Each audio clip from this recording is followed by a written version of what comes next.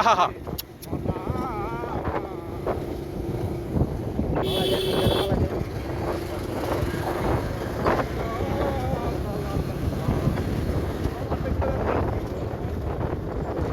এটা কি রে? এটা কি পানির বান নাকি সামনে?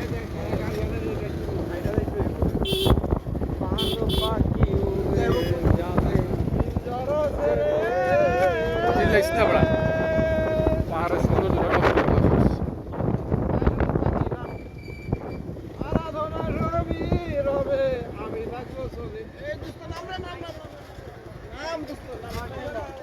নাম হারাম জামাই নাম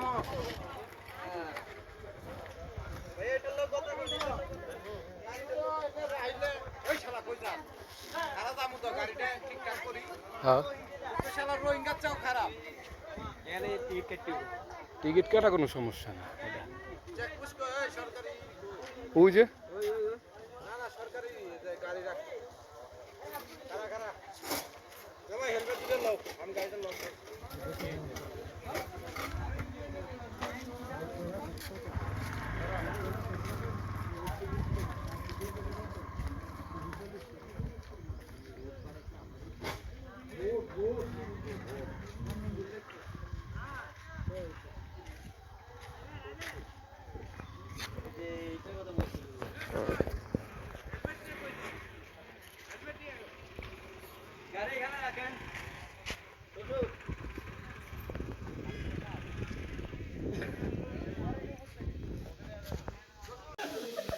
এটা খালি বোতল তুমি ওই ঝর্ণার এনে ফেলাইতে পারলাম না।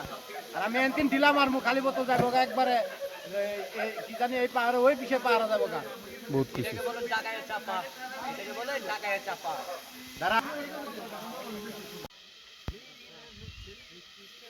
কি পরিচিত? টিকটক করতেছে।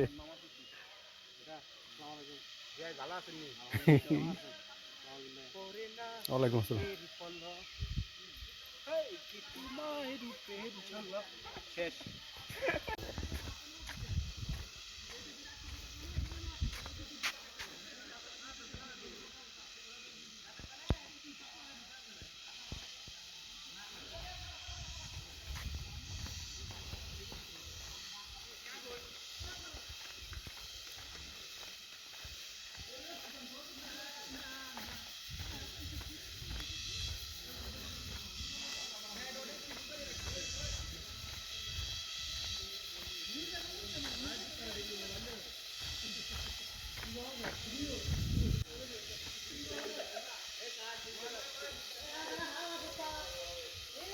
ভুল হয়ে গেছে।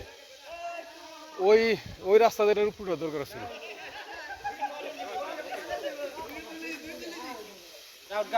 কোনে এর গোসল করবো? হ্যাঁ রে, হ্যাঁ করেই করে দিয়ে।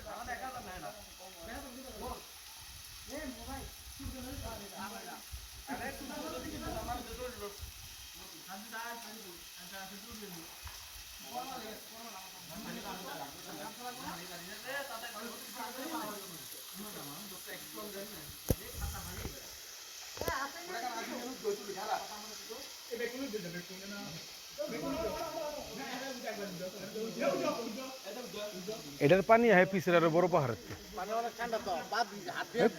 আমি জানি না, আমি গোসল করিনি। আমি কইছি আমি আমি আগে গোসল করিনি।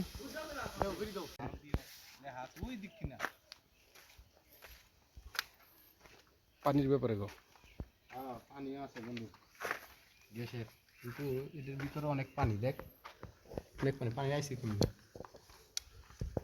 সিঁড়িও আছে, ভিতর সাইডটা দেখা সিঁড়িও আছে।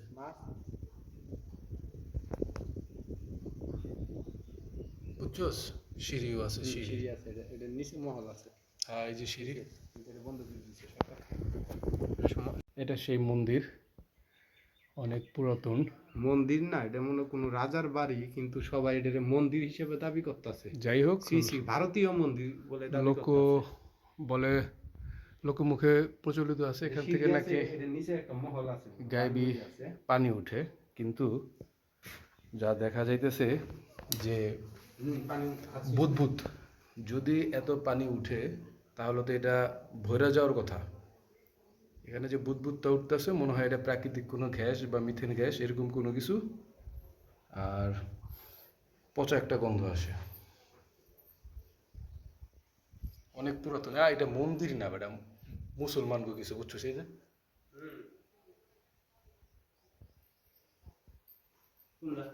মুসলমানকে কোনো কিছু দেখছ না, এই যে মসজিদের মতো গম্বুজের মতো দেখছস? এরা তো দাবি করে সম্ভবত এটা মসজিদের মধ্যে। এগুলা কোনো ওই যে রাজকীয় কোনো বাসা বা জমিদারে বাড়ি ছিল। ভূমিকম্পের কারণে নিচে পড়ে গেছে এই জিনিসগুলো।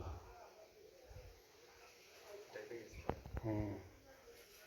আর যদি পানি এরকম উঠতেই থাকতো, ও এত বছর ধরে উঠে, তো ভরে যাওয়ার কথা। না ট্রেন নিচে গ্যাস আছে বা মিথেন গ্যাস আছে।